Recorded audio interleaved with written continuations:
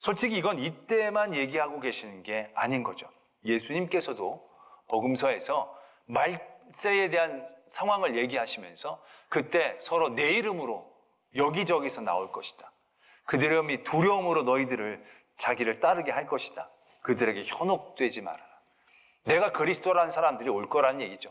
그들에게 미혹되지 말아야 한다라고 얘기하십니다.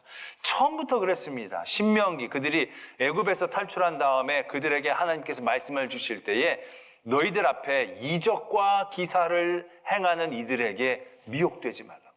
기적과 이사를 그들이 보여주면서 다른 신을 섬겨라, 나를 따르라라고 얘기하는 이들에게 너희들 끌려가서는 안 되고 그들을 단호하게 대처해야 한다는 말씀들이 있었다는 얘기죠. 어떻게 보면 이 말씀은 포로기, 어렵고 절망 가운데 있는 이들에게 주시는 말씀임과 동시에 우리의 신앙생활을 살아가는 모든 이들이 늘 깨어 경계해야 하는 말씀으로 우리가 들어야 한다라는 얘기죠. 그렇다면 어떻게 그 거짓 선지자들의 예언을 분별하고 우리가 미혹되지 않을 수 있을까? 이 거짓 선지자들 종류가 있습니다. 첫 번째 종류는요, 가장 하수입니다. 이익에 철저히 따라 움직이는, 미가서에도 보면 입에 뭘 넣어주면 샬롬을 얘기하고 입에 뭘 안 넣어주면 전쟁을 얘기하는 그런 거짓 선지자들에게 경고가 있죠. 이런 선지자들은 어떻게 보면 조금만 지켜보면 금방 우리가 분별할 수 있습니다. 아, 저 사람은 자기 유익을 따라가는구나, 자기 배를 채우려고 하는 거구나. 그렇게 많이 어렵게 분별하기 어려운 그런 상황, 존재는 아니라는 얘기죠. 그런데 두 번째 거짓 선지자들의 부류가 있습니다. 이건 솔직히 자기도 거짓 선지자인지를 모르는 상황 가운데에서 하게 되어지는 경우를 의미하는 것입니다. 열왕기상에 보면 아합 왕이 아람과 전쟁을 하기 전에 남유다 여호사밧 왕을 불러서 함께 전쟁을 하자고 얘기합니다.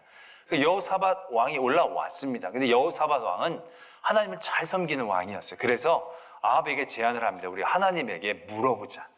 그랬더니 아합 왕이 선지자들을 모읍니다. 그때 모인 선지자가 400명입니다. 400명. 400명의 선지자가 모여서 예언을 받습니다. 그리고 하나님 앞에 막 기도하고 예언을 받았는데 하나님이 승리를 주신다. 그들에게 말씀하셨다는 거예요.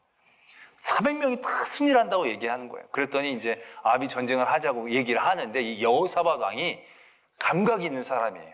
하나님을 잘 믿다 보니까 뭔가 느낌이 안 좋은 거죠. 그래서 다시 묻습니다. 다른 선지자는 없냐고. 그랬더니 다른 선지자가 한 명이 있는데 이 선지자는 좋은 얘기를 한 적이 없다고. 들어볼 필요도 없다고.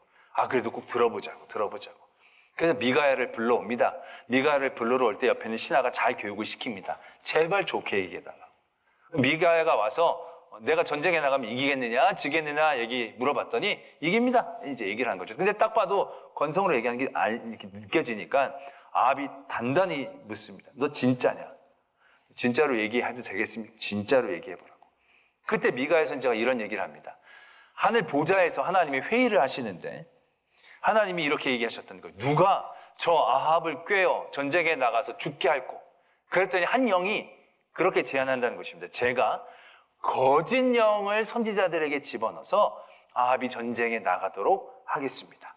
그랬다는 거예요. 그래서 400명의 선지자에게 거짓 영이 다 아합이 이긴다라고 얘기하게 됐다는 거예요. 그러나 이것은 아합이 죽게 만드는 일들이다라는 얘기를 이 미가의 선지자가 하죠. 근데 그때 옆에 시드기야라는 선지자가 있었어요. 그 시드기야라는 선지자가 아합이 이길 거라고 예언했던 선지자거든요. 너무 화가 나니까 미가야를 때린 거예요. 야, 너에게만 진짜 영이 있고 나한테는 가짜 영이냐? 이 진짜 웃기지 않느냐? 나도 이 영이라는 게 아무래도 자기가 검증하기가 어렵잖아요.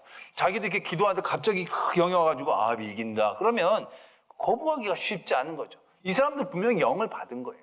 자기가 받은 영대로 그들 예언했는데 나는 거짓 영이 들어왔다 그러고 자기는 참 영이 왔다 그러니까 기분이 좋겠어요? 안 좋겠어요? 솔직히 자기도 억울한 건 억울한 거죠. 그렇게 거짓 영이 들어오는 경우들이 있다는 얘기죠.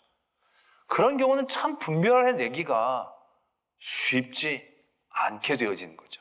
사기를 치는 건지 아닌 건지를 우리가 그래도 좀 보면 알 수 있지만 영에 대한 문제들을 우리가 어떻게 분별해내기가 쉽겠냐라는 것이죠. 그런데 그들의 분별에 대해서 하나님께서 예레미야서에서 이렇게 말씀하신 부분을 찾을 수 있습니다. 예레미야 23장 28절에 보면 이러한 말씀이 있습니다. 여호와께서 여호와의 말씀이니라. 꿈을 꾼 선지자는 꿈을 말할 것이요 내 말을 받는 자는 성실함으로 내 말을 말할 것이라. 겨가 어찌 알곡과 같겠느냐. 이게 분별할 수 있는 좋은 기준이 되어진다는 겁니다. 뭐냐면 제가 그때 그 아합의 사건을 말씀을 드릴 때도 그런 말씀을 드렸습니다. 아합이 이긴다라고 영이 들어와서 예언했던 그 사람, 영이 들어와서 예언은 하지만 아합의 삶을 보면 그게 하나님 앞에 복받을 삶이 아니라는 건 너무 자명하거든요. 아합에게 좋은 말을 해주고 싶은 건 알겠지만 아합의 삶을 보면 누가 봐도 이게 하나님에게 복받을 삶인지 아닌지 구별해내는 건 어렵지 않다는 거죠. 근데 그에게 승리를 선언한다? 이건 의심해 볼 필요가 있다라는 얘기죠. 꿈을 꾼 선지자들은 꿈만 얘기해요. 그러나 정말 하나님의 영으로 하나님의 말씀을 전하는 이들은요, 성실하게 하나님의 말씀을 전하는 거예요. 성실하게. 그 꿈만 얘기하는 것이 아니라 그의 모든 삶이 그 하나님의 말씀대로 살고자 하는 애씀과 노력으로 하루하루 성실하게 채워지면서 그 일들이 되어진다는 거죠. 그 어떤 말씀을 받았을 때 그것이 하나님의 영에 대한 얘기를 할지라도 그 영으로 다시 한번 그 사람을 바라봤을 때, 또한 나의 삶을 바라봤을 때 이게 거짓 영이 나에게 얘기한 건지 아닌 건지 내 삶으로 비추어내면 우리가 분별해낼 수 있다라는 것이죠. 마지막 때에 예수님이 적그리스도에 대한 얘기를 다 내가 그리스도라고 이야기하면서 온다는 거죠. 그 사람들도 굉장한 어떤 영적인 능력과 또 영적인 태도들, 모습이 보여요. 나보다는 대단한 인물들처럼 보여서 현혹되기 쉽다는 거죠. 그런데 그들과 예수 그리스도와의 분명한 차이가 있다면 그들은요, 그 날을 얘기해요. 그 날을. 언제 오는지 그 날을 얘기해요. 꿈꾼 꿈에 대한 얘기만 해요. 그러나 예수님께서는요, 그 날을 얘기해 주시는 게 아니에요. 예수님은 한 번도 그 날이 언제다라고 얘기하신 게 아니에요. 그 날이 중요하지 않다라고 얘기하시는 거예요. 그 날을 아는 게 중요한 게 아니다라고 얘기하시는 거예요. 왜? 그 날을 알면요, 사람들은 그 날을 향해서 살아요. 그날만을 준비하며 그날만을 향하여 애쓰고 힘써요. 그러나 예수님이 우리들에게 원하시는 삶의 모습은 그런 게 아니라는 거예요. 하루하루 오늘이 그날처럼 성실하게 그날들을 채워가기를 원하는 거예요. 하나님의 나라에 들어가기 위해서 그날에만 딱 뭘 잘하고, 예수님이 오는 그날에만 흰옷 입고 준비해서 딱 앉아있으면 올라가고, 그때 잠시 화장실에 잠깐 갔는데 그때 예수님이 올라오면 못 올라가고, 그런 구조가 아니라는 거예요. 예수님은 그날이 안 가르쳐 준 게 자기만 알려고, 나만 신비롭고 나만 중요한 걸 안다, 이걸 과시하려는 게 아니라 그날이 그렇게 중요하지 않은 거예요. 중요한 건 오늘 우리에게 주신 이 날이라는 거죠. 이날 우리가 하나님이, 예수님이 오시는 그날처럼 기뻐하며 감사하는. 그래서 우리들이 늘 제가 말씀을 드리는 게 하나님의 나라에 들어가기 위해서 살면 안 된다는 거죠. 하나님의 나라에서 사는 것처럼 사는 것이 정말로 우리들에게 주신 예수 그리스도의 은혜이다라는 것입니다. 예수님이 우리에게 오셨다는 것은, 죄가 사해졌다는 건, 자격을 얻었다는 것 이상의 의미가 있는 거예요. 지금 이 순간 우리가 그렇게 살 수 있는 그런 은혜를 누렸다라는 것을 의미하는 것이죠. 때문에 그런 거짓 영들은요, 다 어떤 날 거기에만 집중해서 뭔가 할 수 있게 해요. 그러나 하나님의 영은, 말씀은 성실하게 하루하루를 살아갈 수 있게 해준다는 것이죠. 그때도 보면 예레미야는 그 하나님의 말씀을 전하고 그것을 지키기 위해 얼마나 힘쓰며 애쓰며 하루하루를 살아왔습니까? 많은 사람들에게 욕도 먹고 질시도 받고 위협도 받고, 그런 하나님의 말씀을 하루하루 지키고 선포하는데 그가 이 삶을 살아갔다는 거죠. 사람들이 듣기 좋은 것에 현혹되어진 것이 아니라 성실함이라는 것이 그 안에 있었다는 것을 우리가 분명히 기억해야 한다는 것입니다. 우리는 그렇게 조금 더 거짓 영, 거짓 선지자들에 대하여 분별할 수 있는 그런 자리에 나아갈 수가 있다라는 얘기죠.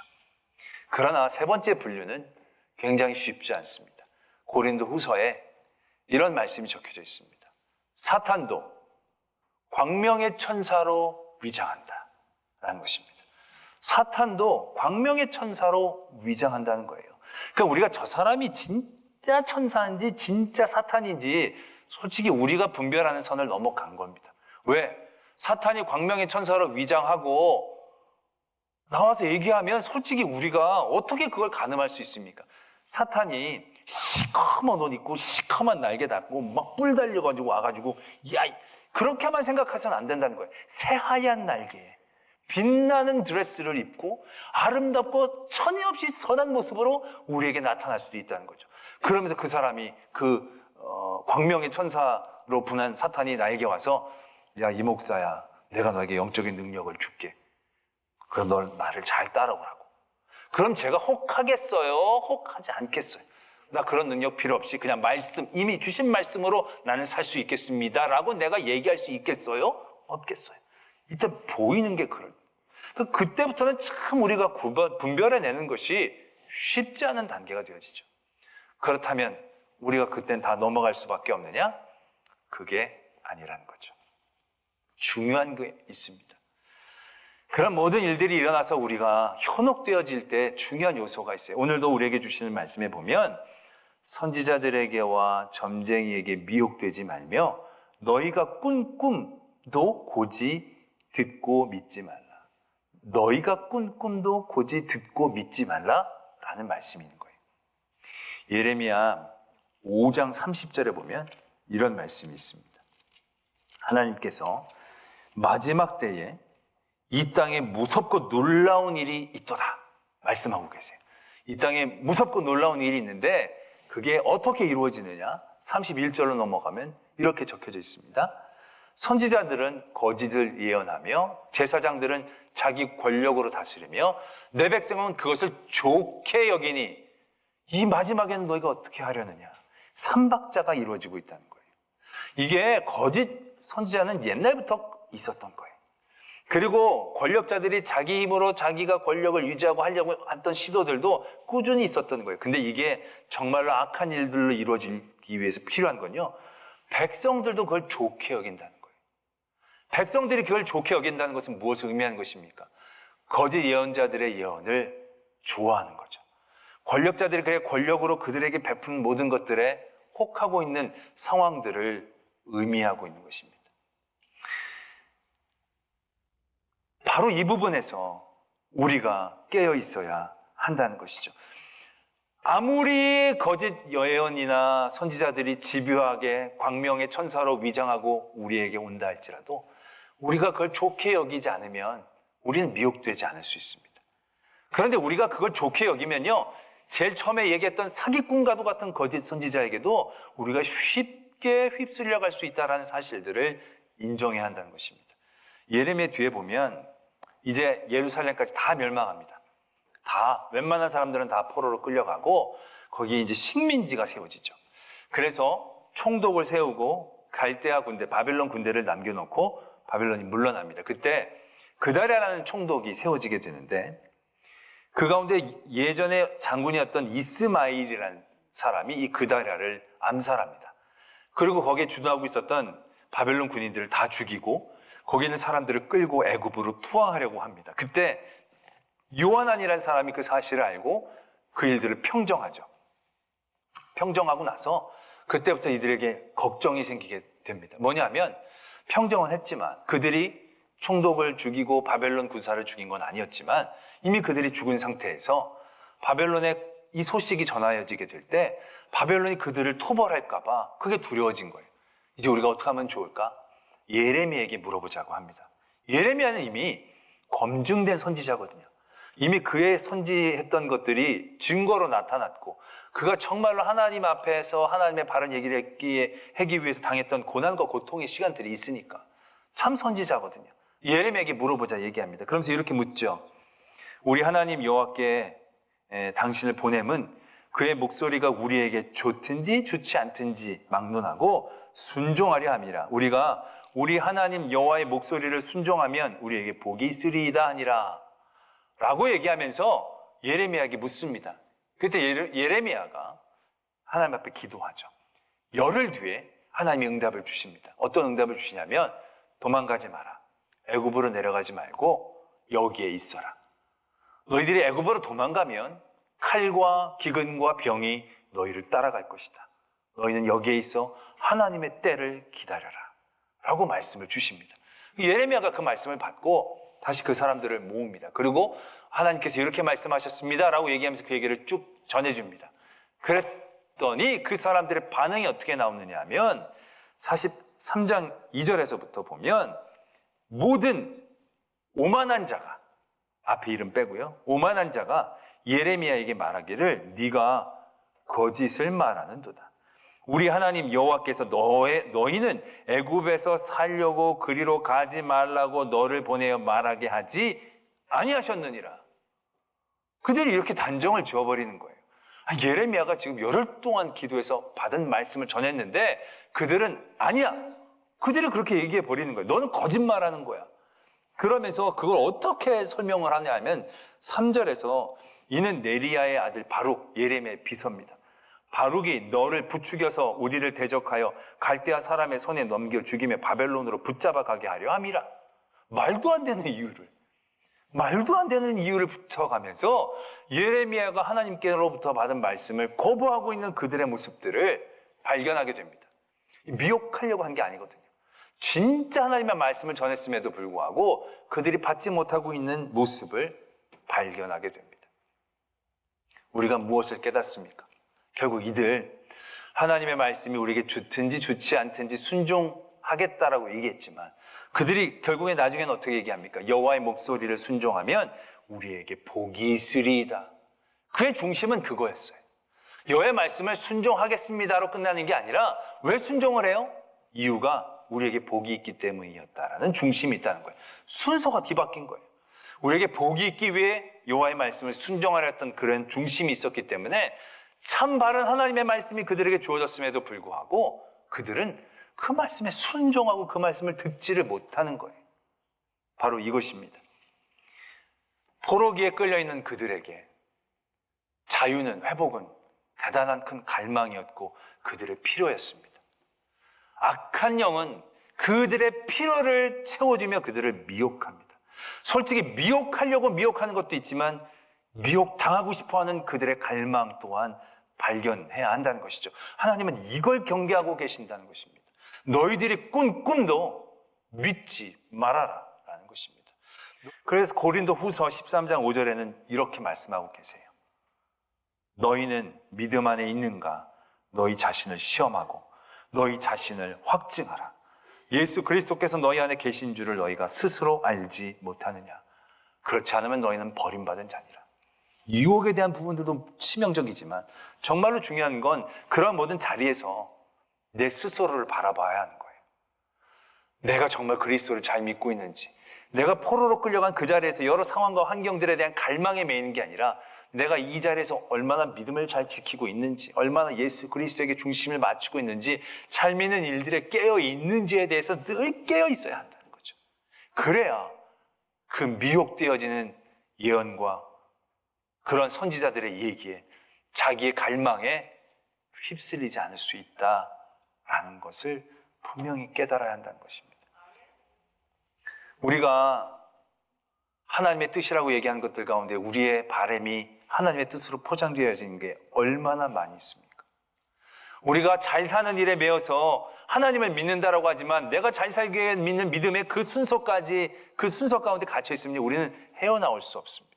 말세에 내가 그리스도라고 얘기하는 사람들이 그리스도인들을 현혹하는 가장 큰 힘이 뭐냐면 두려움이에요. 그 두려움이 뭔지 아세요? 자기 삶에 대한 두려움이에요. 내가 구원받을 수 있을까? 내가 잘 살 수 있을까? 이 고난 가운데 잘 벗어날 수 있을까? 이 두려움을 그들이 이용하는 거예요. 내가 이미 받은 하나님의 은혜로 감사하고 충만할 수 있다면 내가 지금 두려움을 받는 것들을 넘어설 수 있어야 되고, 그러면 끌리지 않아요. 우리가 보이스 피싱을 당하는 것들 다 그 두려움을 이용하는 거잖아요. 큰 손해를 본다. 너 이러면 나중에 잡혀간다. 막 이러잖아요. 어떻게 잡혀가지 않을 수 있습니까? 이러다 보면 거기에 막 우리가 휩쓸려 가지 않습니까? 거기에 우리가 담대해져 잘 믿는 것. 너 잡혀갈 수도 있어. 그러면 하나님의 뜻이 그렇다면 뭐 그럴 수밖에 없겠죠. 이렇게 담담하게 나오면 어쩔 수, 네 애가 유괴됐어. 지금 어떡할래? 하나님이 그래서 우리의 믿음을 한 단계 높여주신다면 어쩔 수 없겠죠. 이렇다면 우리가 정신을 잃고 거기에 빨려가지 않을 수 있다는 거예요. 얘가 딱 좋지는 않지만 우리의 모든 삶이라는 것이 잘 사는 데 매이면요, 그 두려움 가운데 휩쓰이는 거예요. 못 사는 게 두려워지거든요.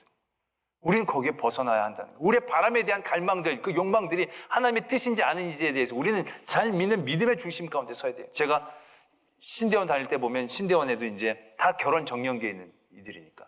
근데 참 참하고 좋은 그런 여하구가 있으면 그런 경우가 많아요. 내가 기도를 했더니 응답을 주셨다고. 당신하고 내가 사귀라고. 물론 하나님이 응답을 주셔서 기도의 짝이 될 수 있겠죠. 근데 하나님이 일처다부제의 하나님이 아니시거든요. 우리나라가 일처다부제라고 생각하시는 하나님이 아니신데 그런 계시를 받은 사람이 많은 거예요. 그게 무슨 의미예요? 자기가 바라고 갈망하니까 그게 그렇게 믿겨지는 거죠. 지금도 너무너무 이 코로나가 언제 끝나는지 빨리빨리 벗어나기를 원하는 거예요. 근데 잤더니 꿈에서 내가 마스크를 벗고 막 뛰어다니는 꿈을 꾸는 거예요. 근데 눈이 쫙 내리는 거예요. 그런 꿈을 3번 꾼 거예요. 그럼 우리 갑자기 계시받았다. 겨울에 코로나 끝이다. 마스크 벗고 우리가 막 룰루랄라 뛰어다닐 거다. 그렇게 얘기하기 쉽다는 거예요. 내 갈망과 내 욕망이. 그러나 하나님이 원하시는 것은 우리가 코로나가 끝나고 눈밭을 마스크 벌리면 룰루랄라 뛰는 게 아니에요. 지금 이 자리에. 지금 이 자리에서 마스크 쓰고 답답하고 어렵지만 하나님이 내게 원하시는 게 뭔지, 내 믿음의 성숙을 위해 난 뭘 도전해야 되는지에 대해서 깨달아야 되는 거예요. 그 중심을 놓치지 말아야 되는 거예요.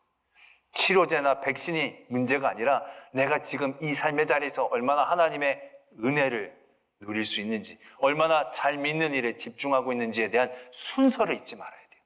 그래야 불구덩이 앞에서도 흔들리지 않고 사자굴 앞에서도 흔들리지 않는 거예요. 그래야 하나님의 온전한 은혜를 누릴 수 있게 되어진다는 거죠.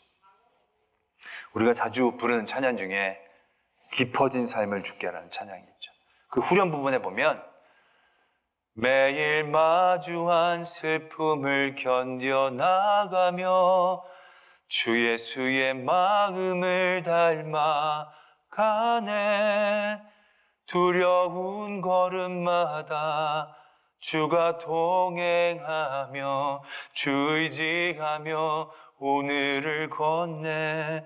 주의 신실한 소망을 깊이 담으며 주 예수의 풍요를 채워가네. 하나님의 자녀로 명예 지켜가며 깊어진 삶을 주께 드리네.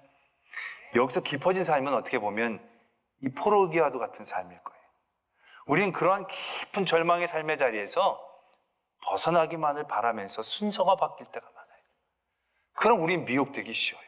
근데 그게 아니라 매일 마주한 슬픔의 자리에서도 그리스도의 마음을 바라보며 닮아가려고 할 때, 그 모든 삶의 자리에서 동행하려고 할 때 문제에서 벗어난 게 아니라 그 문제 가운데서도 명예롭게 하나님의 자녀로 명예를 지켜가며 그 깊어진 삶을 주님께 드리는 승리의 자리에 설 수 있다는 것이죠.